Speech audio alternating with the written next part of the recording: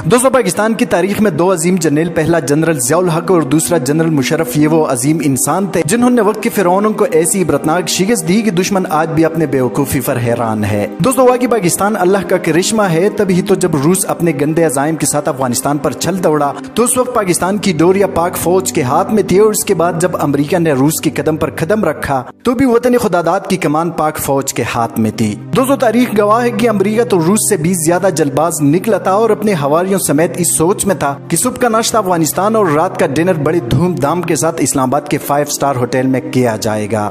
दोस्तों, ऐसे हालात में जनरल परवेज मुशर्रफ ही था जिसने बज़ाहिर अपने आप को अमेरिका का फ्रंट लाइन इत्तेहादी तस्वुर किया। अगरचे कुछ मुल्क दुश्मन अनासर ने शोर मचाना शुरू किया कि पाक फौज अमेरिका का साथ दे रही है, लेकिन हकीकत इससे बिल्कुल मुख्तलिफ थी। जी हाँ दोस्तों, ये वही मुशर्रफ था जो बज़ाहिर अमेरिका का फ्रंट लाइन इत्तेहादी और खुफिया तौर पर अमेरिका और नेटो को जहर के ऐसे खतरनाक इंजेक्शन लगवाता रहा जिसका अंदाजा अमेरिका को पूरे 10 साल बाद हुआ।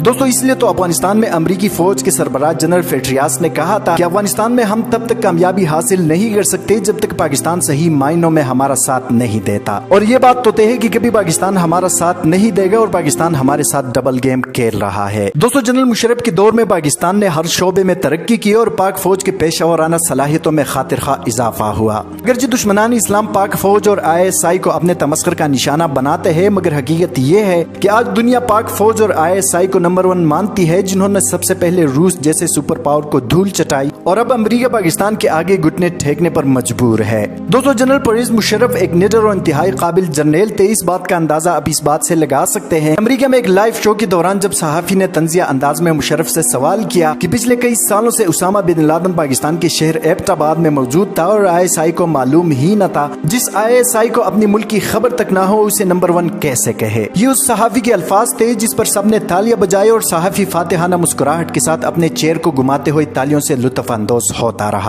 लेकिन उस गोरे सहाफी को शायद ये मालूम नहीं था कि मुशर्रफ किस बला का नाम है, और दरअसल ये भी उसी फौज का हिस्सा है जिसने रूस जैसे मगरूर ताकत का बेड़ा गर्क किया, और अब यही फौज अफगानिस्तान को अमरीकियों का कब्रिस्तान बनाने जा रहे हैं। दोस्तों, सहाफी के सवाल पर मुशर्रफ इंतहाई तहम्मुल के साथ स्टेज पर आए और सहाफी को ऐसा करारा जवाब दिया जिस पर हाल में मौजूद अमरीकी शहरों ने तालियों के साथ सीटियां भी मारी। जनरल मुशर्रफ ने जवाब में कहा कि दुनिया CIA को बेहतरीन एजेंसी मानती है। अमरीकी गवर्नमेंट की तरफ से इनको अरबों डॉलर्स की फंडिंग होती है। मुख्तलिफ अतराफ से हवाई जहाज पेंटागन और वर्ल्ड ट्रेड सेंटर के साथ जा टकराते हैं, मगर बावजूद इसकी CIA बिल्कुल बेखबर थी और मेंढक की नींद सो रही थी। नजरीन, मुशर्रफ के जवाब पर पूरा हाल तालियों से गूंज उठा और जो लोग पाकिस्तान का मजाक उड़ा रहे थे एक दूसरे का मुंह तकते रह गए। दोस्तों, अगरचे पूरी दुनिया जानती है कि उसामा बिन लादेन सन 2004 में जान बहक हुए थे और अमेरिका ने पूरी दुनिया के सामने डोंग रचाई कि हमने एबटाबाद में खुफिया ऑपरेशन करके उसामा बिन लादेन को कत्ल कर दिया और पाकिस्तान को खबर तक न हुई। दोस्तों, अगर वाकई एबटाबाद में उसामा बिन लादेन मौजूद थे तो फिर अमेरिका ने इसकी लाश दुनिया को क्यों नहीं दिखाई?